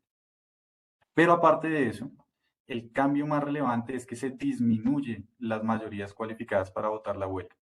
Entonces, si el sindicato es mayoritario, tendrá que ir a su asamblea y únicamente requerirá una mayoría simple para votar la huelga, mientras que si es un sindicato minoritario, deberá acudir a las votaciones con todos los trabajadores sindicalizados y no sindicalizados, pero únicamente requerirá que una tercera parte de los trabajadores voten a favor de la huelga. Se modifica también los límites. La huelga no puede iniciar sino hasta 2 días después de su votación, pero no hay un término en el que las huelgas tengan que iniciar. Y eso también nos pone en un escenario muy complejo, porque la huelga puede iniciar día 3, día 4, día 20, día 50, no va a haber un límite. Pero adicionalmente tampoco hay una duración del término de la huelga. Y esto es muy grave porque entonces estamos hablando ya de huelgas que pueden tornarse indefinidas. Pero adicionalmente, ya como no está ese límite, pues tampoco es obligatorio el tribunal de arbitramiento y eso nos va a dejar conflictos colectivos abiertos porque la posibilidad de ir al tribunal de arbitramiento va a ser exclusivamente excepcional. Y esto en cuanto a la huelga contractual, que es importante. O sea, hoy en Colombia la única huelga que funciona es esta, pero el proyecto habla de huelga contractual porque como veremos el siguiente año, vamos a ampliar el concepto de huelga. Entonces, el concepto de huelga se amplía ¿en qué sentido? En que ya no se va a volver un mecanismo de presión para lograr fines económicos como existe hoy en el código, sino para la promoción y defensa de intereses y derechos de los trabajadores, y esto es todo, no solo temas económicos, normativos, de procesos disciplinarios, de estructura de empleo, etc. Se va a aplicar el derecho a la huelga, obviamente, a trabajadores sindicalizados y no sindicalizados. A los no sindicalizados, pues habría que preguntarse cómo si estamos eliminando la posibilidad de negociar pactos colectivos, pero digamos que está la mención. Se va a permitir la huelga parcial. Esto, digamos, es una figura que existe a nivel internacional y es que, por ejemplo, si yo tengo un conflicto colectivo, particularmente en un lugar operativo de mi compañía, pues puede existir la huelga en ese lugar, mientras que el resto de mi compañía opera normalmente.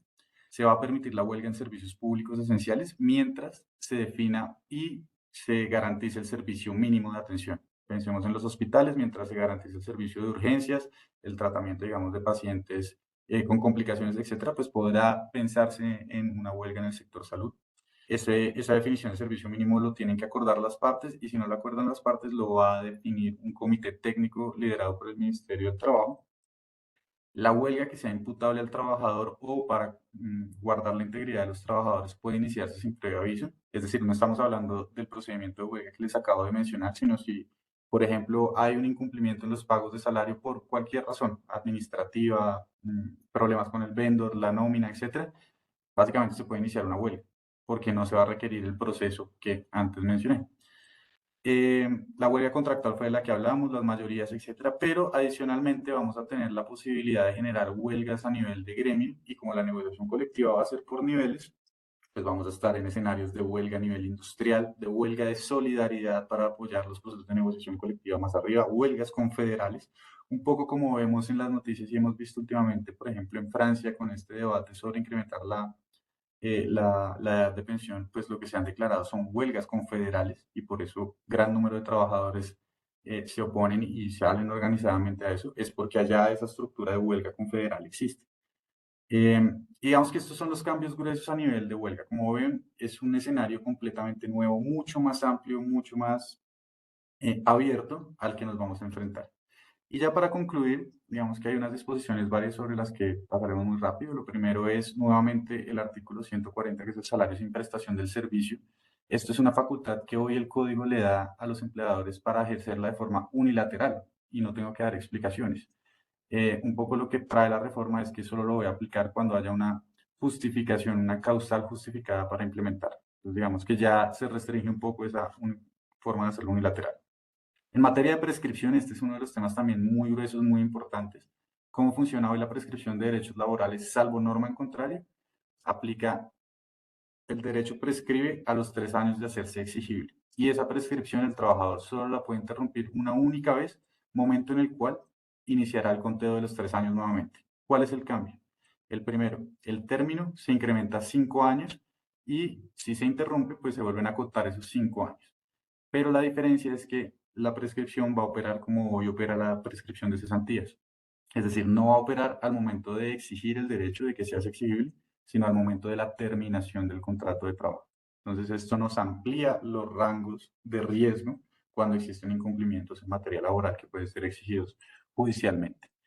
En definición de empresa, digamos que se quitan unos criterios, esto es un tema, digamos, un poco más normativo, y en el tema de sustitución de empleadores se establece que la sola transferencia de activos de una empresa a otra no necesariamente genera la sustitución de empleados. Entonces, cuando se hagan estas transacciones, estas ventas de activos, etcétera, habrá que mirar mucho más en detalle cómo va a configurarse ese traslado o transferencia de trabajadores a través de la figura de sustitución de empleadores.